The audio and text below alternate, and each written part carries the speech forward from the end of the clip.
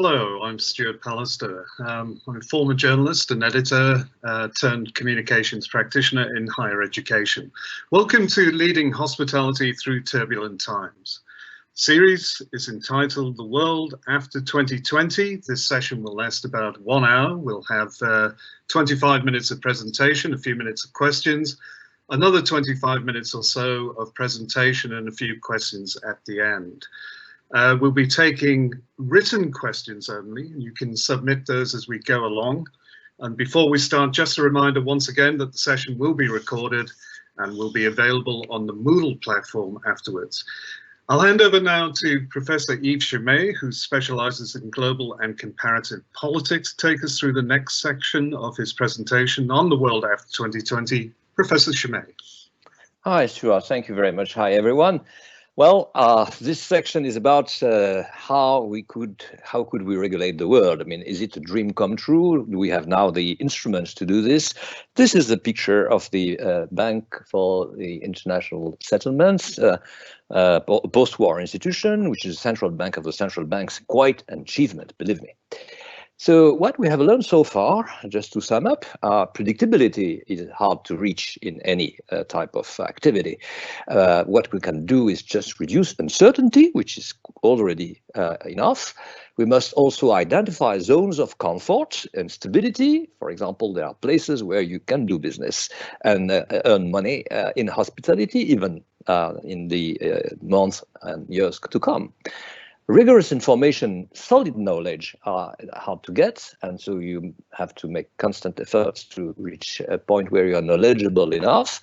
Real expertise is needed, and not broad statements, too blunt and too bold and too actually unrefined, which are not so insightful. So you have to browse the websites of the organizations which are specialized in the issues which are of interest to you, and and this, of course, is due to the fact that it's a long process of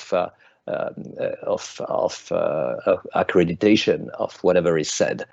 So fake news are progressively erased from any kind of communique. Our program today is to compare the successive waves of globalization, because there were many. I mean, I'm going to start at some point in history, but if you go to the earliest time, you find waves of globalization 5 millennia ago. And so what's the specificity of the current phase of globalization?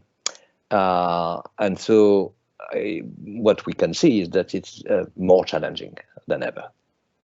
Now, let's start with what globalization is exactly, because we all have our view about what the term might mean. Actually, we have some examples in mind, our images. Well, let's be specific. There are flows, many sort of flows, which are massively multiplied, and this on the whole planet. There are very few countries which are left out of this movement. Even Bhutan, for a while, was actually more or less kept out of the progress, but then it changed. Exchanges are partly dematerialized and also deterritorialized, which means that you are all lined somewhere in London, in the city of London, or elsewhere in Singapore, and then can just make money and transfer money and buy things, etc. The interesting example is that, for example, those who are working with oil, raw oil, crude oil, and trying to import oil from some place where it is produced, usually haven't seen any single barrel of oil. They are just working on screens. Interdependence between countries is now the rule. I mean, no country can, no government in any country can just think that they can be on their own somewhere and live quietly. Except, and not even North Korea, which has a lot of communications with China, for example. And the most important thing probably is individuation. Individuation, meaning that you become an individual, not that you believe in a selfish ideology. Individuation increases in every society, even those where communities are so much important until now. that means that we are all held responsible for the welfare of our planet, and we cannot be completely disinterested from that. Note that globalization has always been a source of opportunity and a source of risk. We have documents about the ancient history, for example, showing that power and wealth are, of course, coveted, but they are also feared. For example, the pharaoh in ancient Egypt, was the only one who could come so close to the source of power and energy, the sun, the god, the sun god.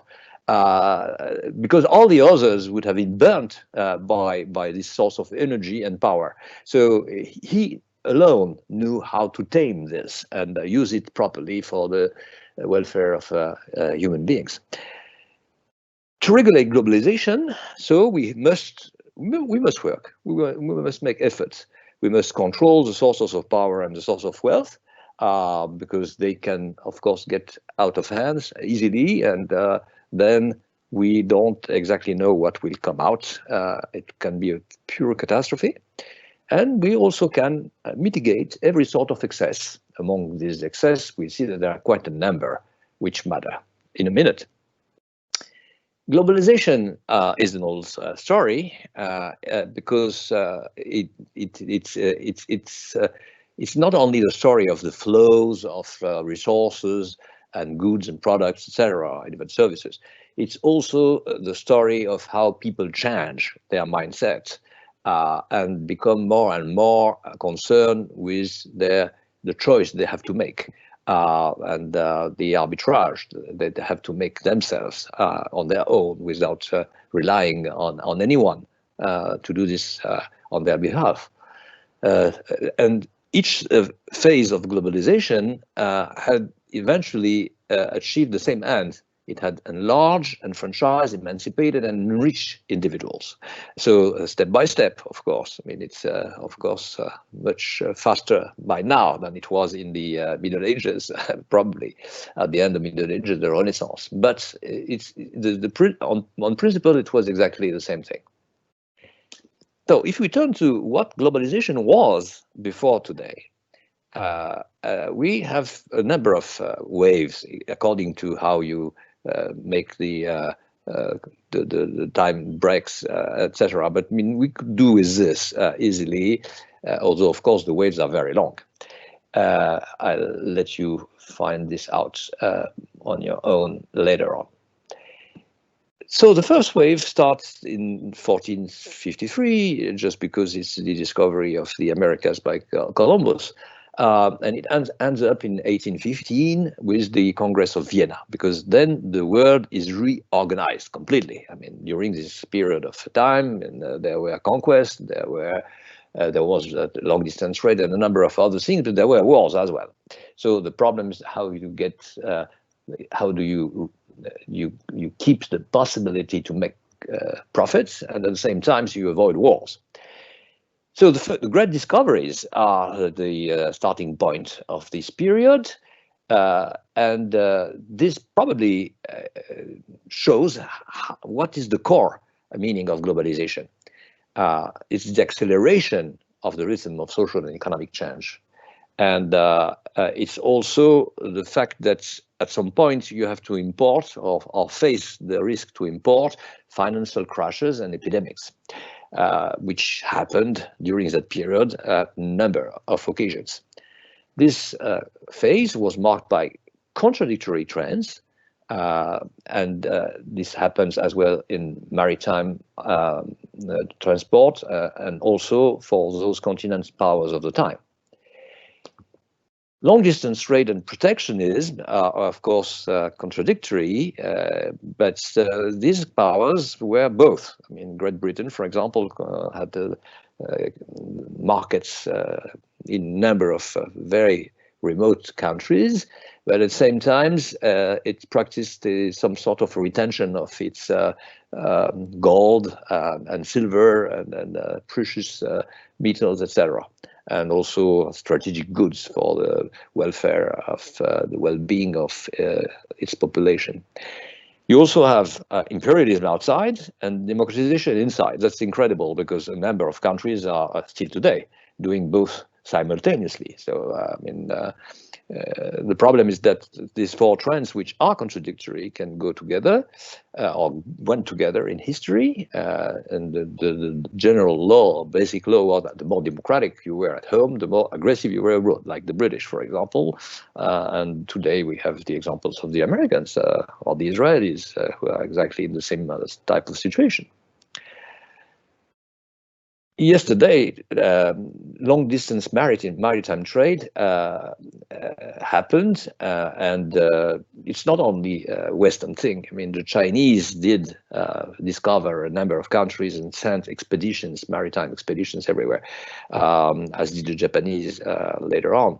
But as you see here, there were quite a number of agents, actors of this globalization process at the time. Which reached the coast of other continents. This was, and this is probably the most interesting point for you, it was the beginning of the massive and speculative import-export luxury goods. I mean, globalization comes with luxury. The idea is that, you wouldn't invest so much money in sponsoring the Columbus expedition to the Indias if you were not expecting a return of your investment on your investment, and this return would be in gold, for example, and then silver and jewels and emeralds and whatever. So these goods were very much in demand in Western Europe, and one particular, for example, type of good is very illustrative because you would not expect this to be at the root of a big crash at the stock exchange of the time. The tulip bulbs were traded between Turkey and Holland, and then Holland redistributed. But a lot of people in the Netherlands started to invest their money or spare money in tulip bulbs. This was very speculative, and there was a big bubble, then there was a big crisis, and if this reminds you of things which we have experienced from, say, 1997 or 2008 to now, then this is because it's true. During that wave of globalization, the England democratized first, and then the United States, the future United States, the colonies, British colonies in the Americas, and then France. There were three great revolutions which are absolutely important for the future of the world since that point, which is the Glorious Revolution in England, 1688, the American independence in 1776, and French Revolution 1789, because fundamental laws were at the time enacted, like Constitution or fundamental law in Britain, an act, Bill of Rights, and they all had the same objective, which was to allow the rulers to get some power, but at the same time to stop misuse of power and protect the liberties of the citizens. These texts have inspired lawmakers everywhere else in the 19th century, and it was a long century for legalization and juridicization of the activities of the governments and the people everywhere. This 18th century is very interesting because its legacy is actually still mattering for us. Two notions have been disseminated. First, sovereignty. I mean, this invention, probably due to Hobbes and his predecessors, is about the control by someone, like the ruler or the ruled over a territory. And it's also democratization of politics, because if you are a sovereign, at least in principle, even though you delegate your powers most of the time to the king, for example, the queen, then you are also entitled to take part in the debates about what should be done and about policy measures. It's also a time where diplomacy was invented, because if you are a sovereign, then you have to use special channels to communicate with other sovereigns, and only some people are accredited to do this, who are diplomats. Diplomats were very powerful because they regulated the world at the time. They achieved some confidence-building measures, and they pacify international relations, develop trade, regulate human flows and then migrations, and how people could be welcome to a country, and how they could leave another country, etc. All this was under the control of diplomats.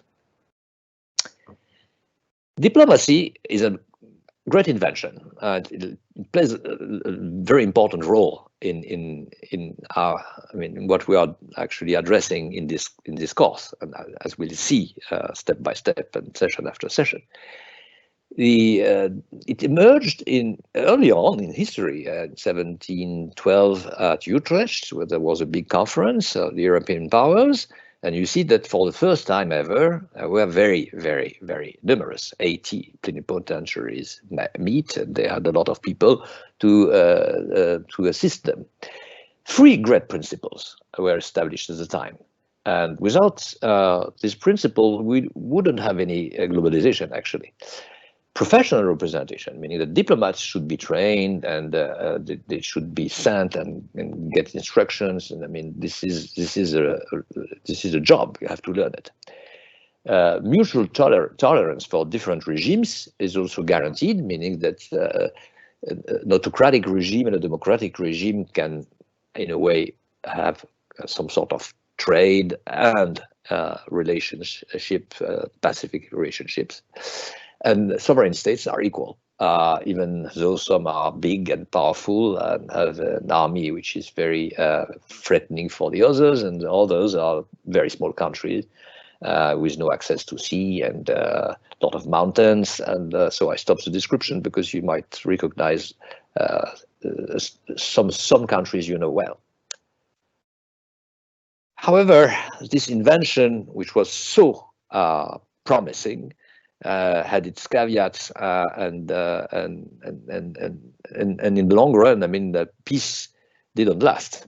There were a number of wars, and in 1815, the idea was that the great powers of the time, Austria, Prussia, Great Britain, Russia, and what was left of France after Napoleon was defeated, met in Vienna, and they imagined a world in which there would be no more wars. It was full of organizational creativity, because they created other institutions as well at the time, and these were the ancestors of what we know now, like the UN or WTO or others. Their meeting was meant to end disorder. The great powers had no longer the right to fight against each other in Europe. Well, outside Europe, they could colonize the world, and competition was harsh, actually. So we can wonder if this 18th century legacy is good or not. And we see that despite whatever advances were made at the time, the foundation problems of an ordered world, fairly globalized, were unsolved. The majority of the people and the peoples remain poor and lack mobility. Members of the elite only could obtain political rights first, then buy luxury goods, and eventually travel everywhere in this world, which was now open to them thanks to peace. So if you look at what hospitality was at the time, you see it's tailored for those who are very rich and had a lot of spare time to travel for long periods of time, and usually after having made a lot of money and having enough money and time to visit faraway landmarks like well, Singapore or Canada. And of course, the railway companies built both the tracks on the one hand and the railway station, but also hotels to accommodate people who would travel for long days, long weeks, etc. And even in literature, it's well known that Agatha Christie, for example, worked on her novels in this type of luxury hotel. And I didn't include the Baghdad Hotel as well, but she did. And most of her the first series of novels were written when she was having time in these countries with her husband, who was an archaeologist. And the brilliant, very famous, the celebrities of the time, who were the people like the Fitzgerald couple. You know that Scott Fitzgerald was a great novelist and very famous worldwide. And so they are also the ones who discovered the Azure coast, the Côte d'Azur. And if you go to the Belle-Rive Hotel in Juan-les-Pins today, you see a number of pictures and places which are reminding us of this period of hope and where the rich could spend their money smartly. So luxury hospitality was for the elites, and also because you had to prepare for traveling because you knew that it was more risky than you expected to be today. Today you are of course challenged by a number of risks, but you think that you are well prepared and protected against them by a number of insurance companies, by institutions in the country you visit, and etc. But at the time, it was adventure. So you have to pay a high price to be accompanied by guides, by security guards, and etc. And scouts. It came at a high price. And so the most important diplomat for a tourist of this kind at the time was the consul, because you should have at some point, or you could have at the very least, to meet the consul and have some of your very delicate business with the locals settled by the consul. So there is a first reset in 1830, because this movement of the war is by now displaced to very far places, and the tourists from Europe are now moving within Europe and outside, but they are very special tourists, of course. And so globalization has to be re-equilibrated. And the masses are just popping in this frame that I have just described. This is the time of the rise of labor.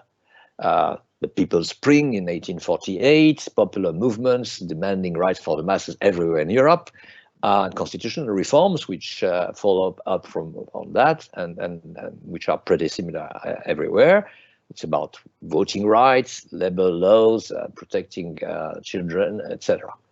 And so you may see what happened elsewhere in Japan and Turkey, for example, later.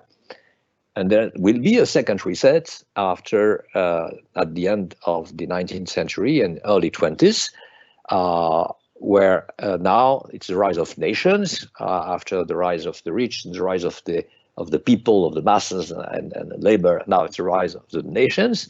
And people claim their independence. They get it after a long period of sometimes nearly civil war. And then we reach the 20s with new norms. But I will stop at that for the moment, see if there are questions. Stuart?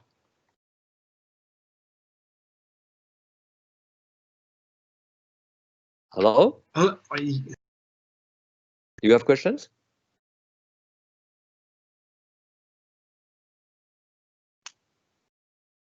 Your just audio needs to go on. Sorry. Okay. Okay, sorry, I don't know whether you can hear me or. Yes, I can hear you Okay, by now. great. Sorry, I was having trouble in unmuting. No questions as such, but I was just going to say about luxury hospitality for the elites. That was kind of more 19th century, wasn't it? In terms of, say, the raffles and the grand European tours Exactly. Aristocrats and poets like Byron took down to Italy and the south of France. That's right. That's right.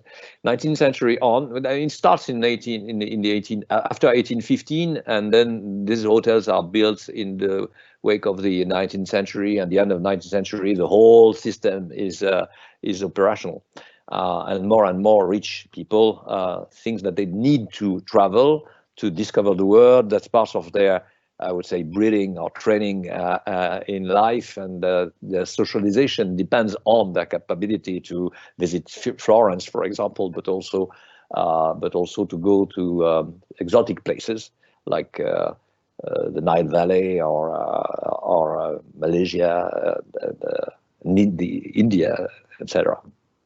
There is a beautiful and very telling novel by E.M. Forster, A Passage to India, which actually I recommend for those who haven't read it, and which says a lot about what traveling at that time meant exactly, with the type of intercultural differences and misunderstanding that could happen anytime, and the risk taken, but also the pleasure got from that. That's a very interesting piece of literature.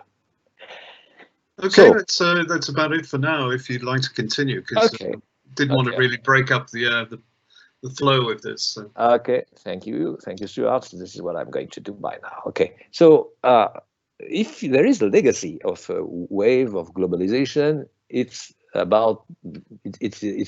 actually within the core norms of the period that we may find this legacy better than anywhere else.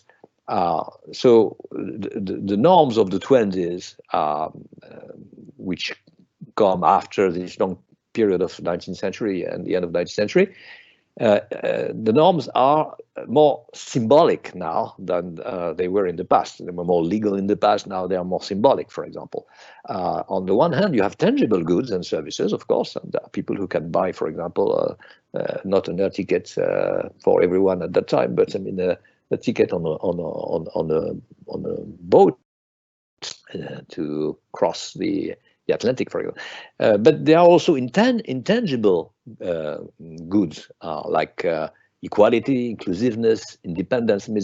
These are becoming more and more important, even more important than material things. Now, immaterial things are very important. That's really the legacy of the 20s. I mean, people are now looking more for intangible goods than for tangible ones. Well, they can get more tangible ones at that time, so they are just switching to less tangible type of amenities and facilities.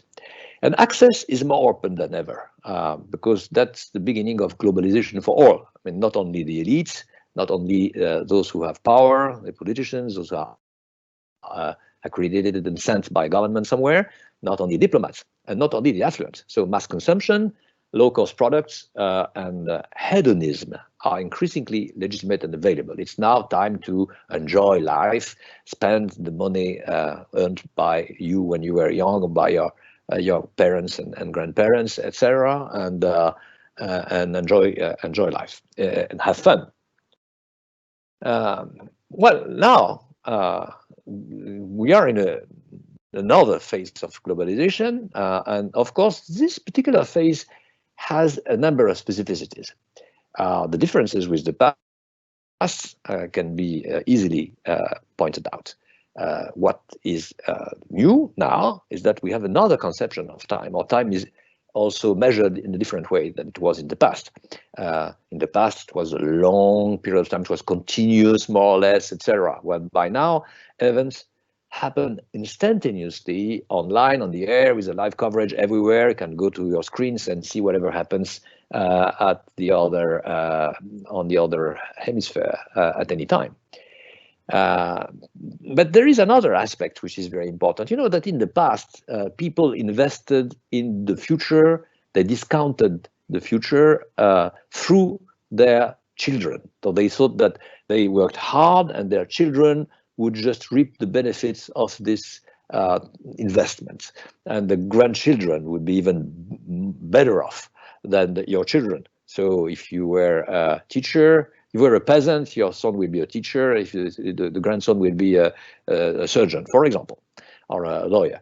So now the difference is that people cannot wait for such a long period of time, 3 generations. It's too long, and they compare with people like them everywhere in the world, and of course in places where people like me are actually treated the best. They get more money than elsewhere. They have a more comfortable lifestyle, etc. I mean, this is what I'm trying to take as a benchmark, and I want to compare myself to this benchmark. So I want to be as well off as someone of my generation. So if I am in my 16 or 20s, then I want to be like an American teenager. I don't want to be someone who will invest like my father, work very hard and wait for the fruits of my efforts 3 generations after that. So, you know, that's the contraction of time in a way, which means a lot for a number of people everywhere. And impatience is now there. This is the engine of globalization, impatience. And there are also things which are new about space. Now everything cross boundaries, and not only few luxury goods and a few elite people, but domestic protest is also stimulated by foreign critics of your government. I mean, if you are an Egyptian, you see that there are a number of critics about how your government is autocratic, too much authoritarian, etc. And then you are encouraged to protest against the Mubarak government in 2011. Mindsets and lifestyles in my country are influenced by the way people behave and believe in other countries.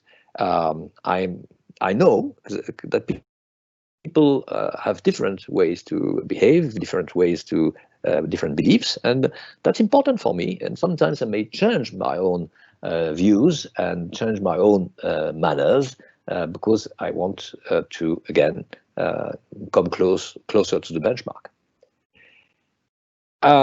So the question is that, well, in the past, the globalization had to be mitigated by, you know, the inclusion of new people like workers on the one hand, and then people who became independent after having been colonized on the other hand.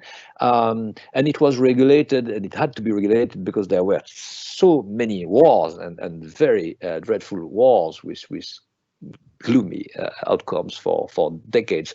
So there was no problem about that. It had to be mitigated and regulated. But now, should we do something about that? I mean, before the pandemic, we could as well have thought that, you know, you just leave people do and make business and go on markets and whatever, consume whatever they want, etc. So when you are in a period of time where the masses emerge and become more and more prominent in international relations, you come to a period of time where excess is behind this. It's an excess because of the scope of the people involved, not because they are belonging to the labor classes or whatever. And so you have now to face both challenges simultaneously, and that, of course, beyond each national government's capability. I mean, it's impossible to do this if you are just one state, even the most powerful one. And mind you, if you are a very, very weak contained state in some continental area near Russia today. So if we have to regulate, what do we have to regulate? Well, we have to prevent excess in everything. So we have to prevent excess scope. You know that whatever we do is impacting every living being, not only humans, not only the closest humans we know, or those with whom we are trading or even having feuds. It's also had an impact on insects, an impact on whatever. I did not include viruses, but viruses, you know, come just after animals, because bats, for example, may be the vector which helps the organism, which are living organisms but not exactly living beings, impact our own lives. There is also a need to fight excess size. There are too many humans. We know that. You know that we have exhausted our resources in June, and then we leave on credit as far as natural resources like water, air, minerals, and commodities, and whatsoever, forests, etc., are concerned. For the rest of the year, and this is closer and closer to Christmas. So probably in a number of years, in France, we will be 1 year behind our schedule, and we live on credit for at least 1 year and possibly 2 in the long run. There is also excess speed. Everything goes too fast, actually, in this world. And so if something goes wrong, I mean, it goes wrong fastly. And it's very difficult to prevent this to happen or stop it. There are excess ambitions. Firms in the past, when their managers, top managers, were actually very ambitious, they were very happy with producing a type of good in a region of the world and have some sort of monopoly or having some sort of a partnership with other competitors, but in the same way, competitors who could be also associated, etc. So like in the car industry, for example, the motor industry.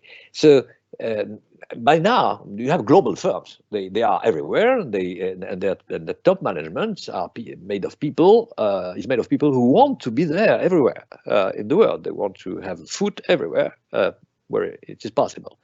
And also the great powers are becoming more and more hegemonic, even though like China, who probably do not have an ambition to replace the United States sooner or later and become those who will guarantee order on the whole planet.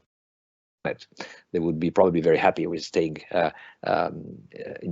actually the most important power in their region, Asia. But this shows that corporations want to be global, and great powers want to be even greater. And that, of course, is also some sort of a hubris, as the Greeks said in ancient Greek, which means the excess of ambition, which is the cause of your fall in the long run. There are also excess threats. Excess of threats. Challengers are more and more reckless. I mean, they are less. They are less self-controlling. The self-control is lost, and they really want everything now, and they use means which are more aggressive. And of course, there are excess risks, like what we call the global public harms, not the global public goods, as you know, like wars and disasters. We have more and more examples of such harms. So to regulate, we have means, of course. I keep on saying this from the very beginning of this course, session after session. First, we have international meetings. So international conferences organized by whoever, most of the time now the United Nations, but there are also possibilities, and also hosts as well. Like if you look at Russia and the neighboring countries, the heirs of the former Soviet Union, whether they have their own system of international meetings, which work quite well. Usually they meet in Astana, in Kazakhstan, or places like this. And then we also build international institutions, but like the World Tourism Organization, like the World Trade Organization, etc. We have seen this already. But business also self-organizes to be present in international meetings as an accredited partner, and also present in international institutions, like, for example, the World Labour Organization, in which the business associations are present on an equal footing with the trade unions on the one hand and government on the other hand, or the International Standard Organization, where also you have the business and the authorities and experts, etc. So self-organizing means that to reach a global public norm, private corporations must be actually associated to the production of the rule, which is the transformation of the norm into something which is legal and will be implemented and enforced everywhere by police force or whatever. And this process also is also manifest in hospitality, as I shall show you now. This is for you later on. So when we start from the very beginning, what is most probably important for us is what happened in 1919, because there is some sort of a restart of the globalization process with new aspects. And so I want to dig into this more in depth than I already did, because we just reviewed the successive waves of globalization, and the importance of this one, of course, was obvious. But let's see in detail what we should learn from this period. Actually, 1919 is the premises of a new world. People really thought that everything bad in the past was bygone. And this is because after a victory, when there are great powers who won the war, in a world war in particular, you can reconfigure the world and lock in the consensus of the moment between those who were the winners of the contest. And these winners opted for historically for a democratic peace. The assumption is here that if you are a democracy, then you won't fight other democracies, because during the First World War, I mean, democracies were fighting against autocracies. The Prussians, the Russians, not the Russians, the Germans, and the Austrian, and the Turk and the Ottomans, etc. So, democracies are allegedly not fighting against each other. And of course, this works for Europe and North America, but elsewhere, again, as in after 1815 and the Congress of Vienna, those powers which were not in confrontation on Western territory were competing for colonizing other countries like Ethiopia in the 30s, which was colonized by Italy. And this was the beginning of the end of the League of Nations.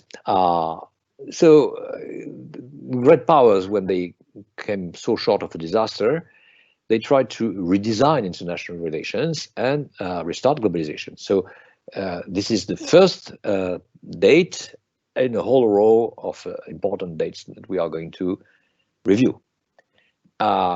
If we go back to the beginning of the third wave, so the end of World War I, the treaties that were signed at the time come after a victory, as I just said, and they come out with a League of Nations, which is supposed to be the ultimate solution to every kind of challenges and problems that powers faced in the past and that made them go to war. They also have other institutions set up, which are still there.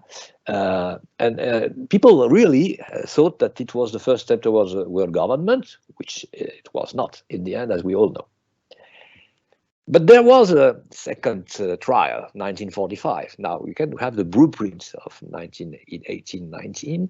We know that what went wrong, and this time the United Nations, united during the war against the autocrats, German and Italian and Japanese autocrats, they favor a new approach to building a world which is less ambitious than trying to go on a track which will end eventually in the world government. They just want to have plurilateral lines, a number of countries which were very instrumental in winning the war, and this alliance will be consolidated after the war. Whereas the Europeans always preferred international institutions like the League of Nations. Well, they were very sorry about the fate of this institution, but they wanted the United Nations to become an institution, not only an alliance. In the European vision, once the war is over, there is neither victorious or defeated powers. It's now a win-win solution that must be found. So it's not the United Nations against evil, as the Americans believe, desperados, rogue states, or whatsoever. It's the institution called the unite all the nations of the world. So this happened in 1945. A number of institutions were developed. You know that by heart. I'm not going to go to spend time on it, but just to show you that there were there are some spots, some moments in the timeline that are important too. In 1973, there is this October war between the Arabs and Israelis, and so there is the crunch of oil and the embargo by OPEC countries. And so the International Energy Agency is established in Paris to face this type of challenge. It's not that the Western power won a war in a way, but through by proxy, because Israel eventually got out of this trap. They were after victory, and they set up a new institution. Same with Vietnam, which actually it's at the roots of the very forgotten, too much forgotten actually, big international conference, North-South Conference in Paris in '75, which was supposed to build a new economic order using the money of the oil exporting country to buy commodities and semi-refined products in the underdeveloped world to portion and provision the Western powers. And the G7 was born at the time. So you see, again, after victories, then there is a reorganization and you find new institutions. And after the end of the Cold War, same thing, the World Trade Organization, the Organization for Security in Europe, the International Criminal Court, the Organization Against Chemical Weapons, and the Organization for Islamic Cooperation were born after that. I mean, all the people who were the victors of the Cold War reorganized that way. So we are now in the fourth wave since the early 2000s. And the fourth wave is characterized by the fact that, the old idea that democracies don't make war, but at the same time, they also don't make war because they trade with each other. This assumption became very important at the end of the 90s, at the beginning of the 2000s. To avoid war, you must deregulate trade and let people commerce with each other. So free trade is advocated. It was advocated in 1916 already by American people and intellectuals and actually people who were part of the federal administration. It was partly implemented in 1948 with the GATT, the General Agreement on Trade and Tariffs, but it was mostly achieved after 1995 with the establishment of the World Trade Organization and its first achievement in the 2000s. But now, next to free trade, the idea that fair trade is also important becomes more and more popular. So the demand coming from NGOs and probably a number of peoples in the world and a number of people within each country is that international trade must boost both growth, because this, of course, enrich everyone, but especially those who are already rich and have to redistribute it a way or another through tax or charities, and development, because development helps the poor and keep them out of poverty, if possible. And there are a number of examples of that in India, Venezuela, Mexico, and other countries in the world in that period of time.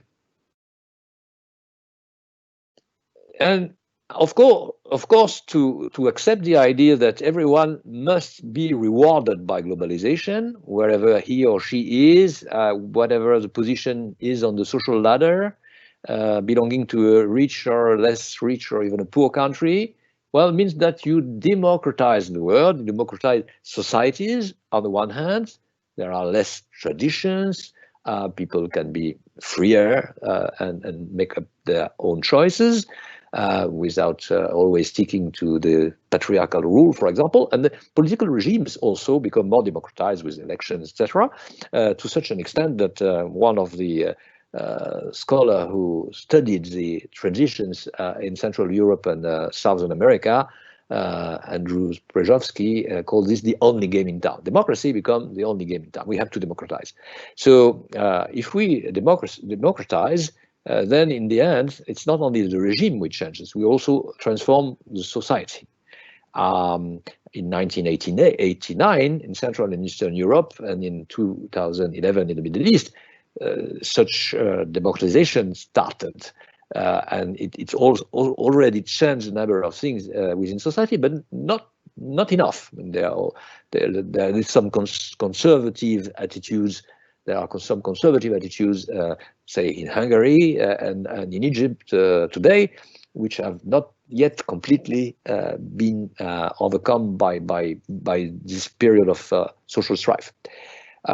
This is because non-Western power people in their majority are not so ready to fully democratize. They like the idea of having some freedom, not being arrested arbitrarily and not being prosecuted by judges who are manipulated by the executive and the government, but they want to live in peace and be able to do their business as they want, but they don't accept the idea that the society is going to become a society of individuals who might be selfish and who might abandon their kins and who will eventually destroy the communitarian systems wherever they are, which are stabilizing societies, multi-ethnic societies, for example.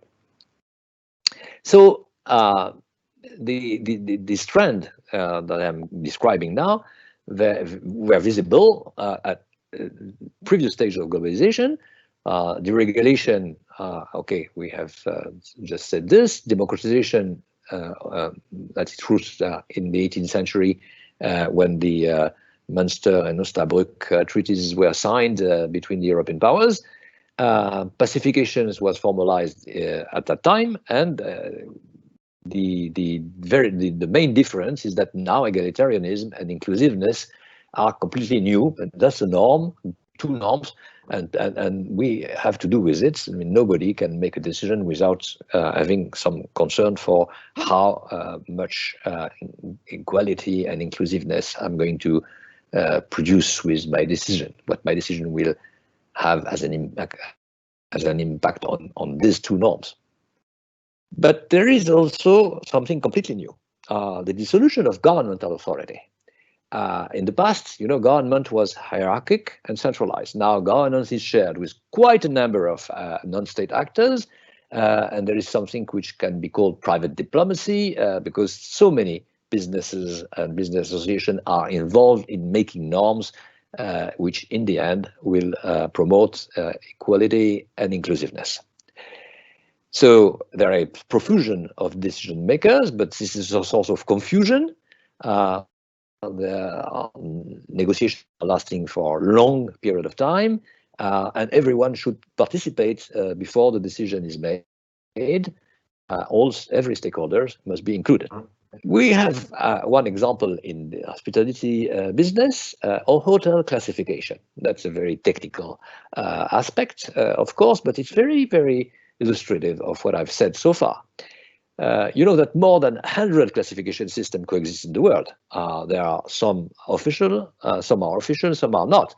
The UN World Tourism Organization is the one which is expected to say what norms any star rating should rely on, like the level of service, facilities, infrastructure, etc. And these are the criteria that help this institution to rate hotels and give them stars. Now, this hotel classification varies. They vary from one country to the next with some consequences. Like, you know, there are different ratings from these authorities, institutions, but also different comfort conception by people according to their culture, their lifestyle, etc. So, would we be able to reach a stage of harmonization, and how? The efforts to regulate the sector and harmonize it are made by a number of private organizations, as well as the World Tourism Organization. You know, for example, that Hotel Star Union is a regional system of classification, which is always trying to improve its standards with a number of aspects. Its mission is to represent and champion its interests towards the European Union and other institutions, which is that they are lobbying officially. They also produce some expertise and identify what are the best practices, so in a way sponsoring innovation, and they are as such platforms of expertise for the hospitality industry as a whole. You can see whatever they do if you go to that link. And the World Tourism Organization, and I will conclude with this, has its own vision, but it's a little difficult to make this vision progress and become more prominent in the hospitality business. It makes reports, and so these reports are made of a review of the way each country has, in a way, is up to the standards of hotel classification according to some benchmarks that people at the World Tourist Organization have in mind. And so this is how the norms are actually established, promoted, and also what the UNWTO does is something like naming and shaming. It's like, you know, looking at how these norms are implemented here and there. Here is a table that has been designed by the UNWTO, where you see the differences between the classification system of hotels everywhere. You can have a look at it whenever you want. And to conclude, actually, this current way of globalization, which shares quite a number of aspects with the previous ones, and probably in a way is the hair of these earliest waves, is nonetheless very specific. Why? Because expectations are higher and higher. I mean, this is a period of time where people think that they can reach a stage in their life where they will be more affluent, more happier, freer, etc. And each time they reach one stage, they think that there is another one behind it, or an upper stage that they could reach as well with a lot of efforts and luck. So it's spiraling in a way. I mean, expectations are, you know, like it's a curve, and the curve goes up like this, and it's in a way an exponential curve. Whereas, of course, the resources are not growing exponentially. So why is it so? Because if you take democratization seriously, then you think that that means access for all individuals to every kind of reward, like touristic and leisure resources. It's a right. It becomes a right for anyone. So the problem is that if everyone has a right to travel, everyone will not be accommodated at the Raffles, the Shepherds, and the Nile and the Nile, whatever it is, the old cataract. So this is because the offer is enlarged. There are a number of tour operators which propose a number of very attractive things, sometimes dangerous. Cost per capita diminish, and because of the industrialization of the sector. Customers are ready to spend money because they are, well, better off, and also because this is the adventure of their life for some people. I mean, the travel they have on their bucket lists and they would like to make before retiring or even before dying at the time they retire. And some are even proud to take risk in order to go where nobody else does, actually, because you can, for example, climb the Machu Picchu and say that you were able to overcome the difficulties that you have after 3,500 or even 4,000 meters above sea level, and walking.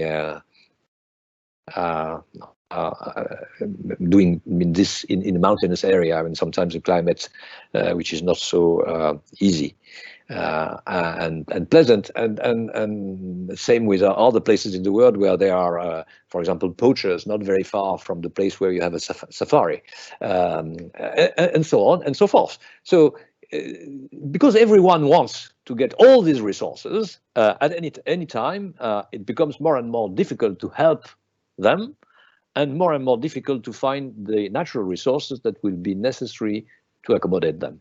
And so this is a problem that we may address in the next session, just on time.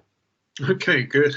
Yeah, 2 minutes over. There are no questions from the audience, but just to pick up on where you left off with the current globalization wave, given the resistance that we've seen to globalization over the past 5 years, say with Trump and Brexit, how do you see globalization progressing now? And I think you mentioned in the first session that there may be some sort of reset.